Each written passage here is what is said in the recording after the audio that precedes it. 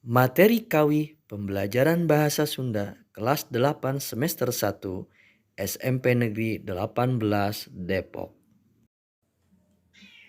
Assalamualaikum warahmatullahi wabarakatuh. Kawi Karatagan Pahlawan.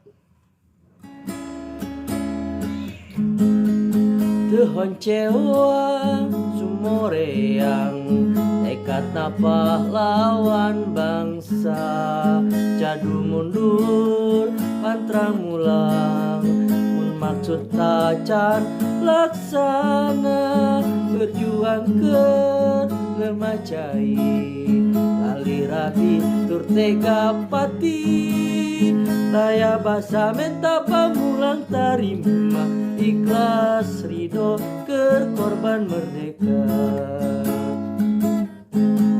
Sinatria dana laga bela bangsa jeung nagara, dibarengan tekad suci berjuang keur lemacai, tengingetkeun ka dirina asal negeri bangsa waluya, kadar jembara harja mukti wibawa, gemblang tujuan pahlawan bangsa.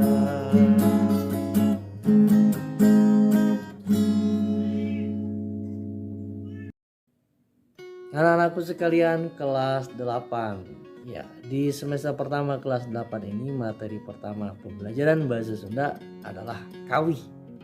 Apa itu kawi? Kawi sama dengan lagu. Jadi kawi sama dengan lagu. Ada sedikit perbedaan antara kawi Sunda dengan lagu populer umumnya. Kawi Sunda itu menggunakan tangga nada pentatonis yang berjumlah 5 tangga. Da, mi, na, ti, la. Da, mi, na, ti, la. Adapun lagu populer umumnya menggunakan tangga nada diatonis yang berjumlah 7. Kalian mungkin sudah tahu sebenarnya. Do, re, mi, fa, sol, la, si. Nah itu tangga nada diatonis. Lagu yang Bapak nyanyikan di awal merupakan salah satu contoh kawi Sunda yang berjudul Karatagan Pahlawan, karya sang maestro kawi Sunda ya, Mang Koko. Nama lengkapnya itu Koko Koswara. Beliau merupakan bisa dibilang maestronya kawi Sunda karena banyak sekali ciptaan kawi yang beliau ciptakan. Banyak sekali kawi yang beliau ciptakan. Mang Koko, salah satu yang mungkin sangat populer itu adalah lagu yang berjudul Badminton yang pernah dinyanyikan oleh seniman Betawi Haji Benyamin Sueb ya, atau Benyamin S. Pada setiap kawi atau lagu terdiri dari 2 aspek.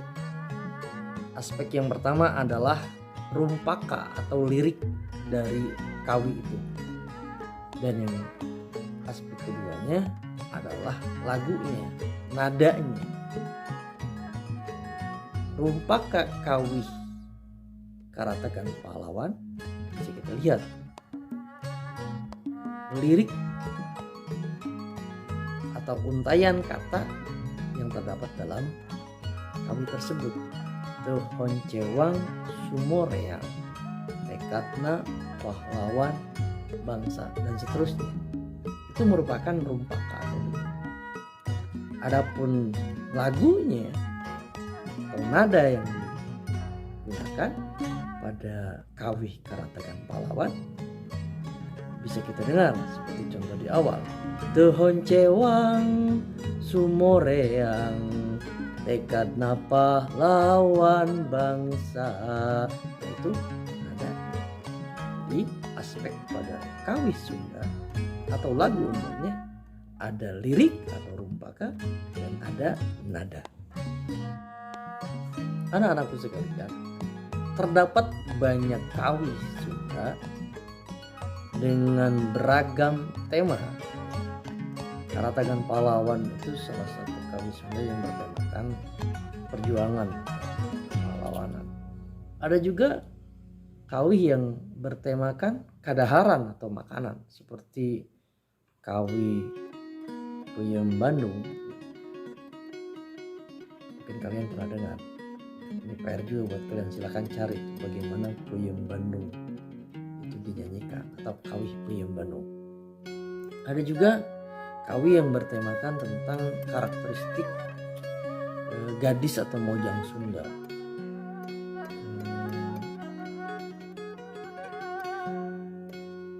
Mojang Priangan itu juga kawi Sunda. Ada juga yang bertemakan tentang gotong royong misalnya, sabilulungan. Banyak, termasuk juga yang cukup populer kawi yang berjudul Bubui Bulan.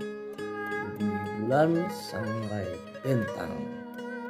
Ya, Bubui Bulan Sangrai Bentang. Silakan kalian cari kawi-kawi Sunda yang lain untuk menambah wawasan kalian tentang kawi Sunda ini. Anak-anakku sekalian, selain membahas tentang kawi itu sendiri dalam materi pertama ini, ada juga aspek bahasa yang dibahas. Apa aspek bahasa yang dibahas?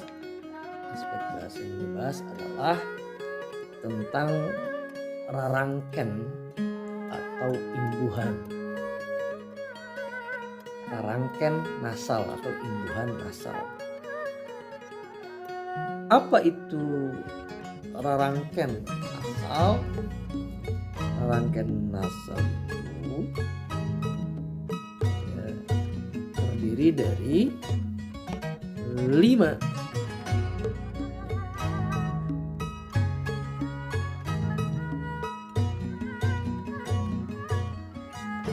jenis rarangken nasal ini semuanya berfungsi mengubah kata dasar menjadi kata kerja aktif.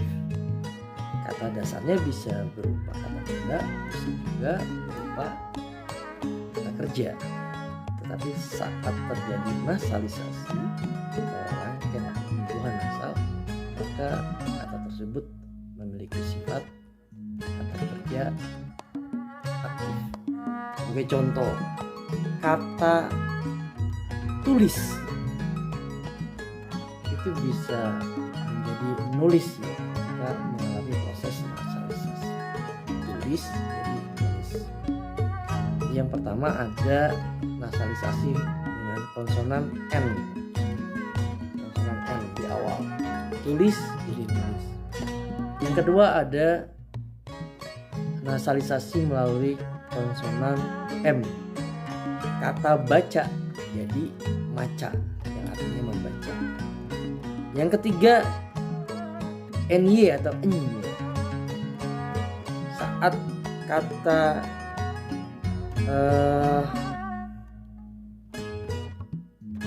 cuci ya dalam bahasa Sunda jadi nyuci, atau bahasa Sunda yang lain cantok jadi nyantok. Ada nasalisasi. Ada juga kata coba itu menjadi nyoba. Nasalisasi ini itu yang ketiga. Yang keempat ini nasalisasi dengan konsonan NG eng yang paling banyak. Karang jadi ngarang ya. Alung jadi ngalung ya. Ada lagi impi jadi ngimpi. Urus jadi ngurus. Oper jadi ngoper dan seterusnya. Ada juga deh yang terakhir nasalisasi dengan menggunakan konsonan eng, a ya, ngak ya, ngak. Kata lamun jadi ngalamun. Kata musuh ngamusuh, kata ruksak, ngaruksak. Jadi yang kelimanya ini dengan menggunakan nasalisasi nga, nga. Itu 5 nasal dalam bahasa Sunda, rangkaian nasal dalam bahasa Sunda. Anak-anakku sekalian, demikianlah materi yang bisa Bapak sampaikan. Tetap semangat. Sampai bertemu di materi selanjutnya. Wassalamualaikum warahmatullahi wabarakatuh.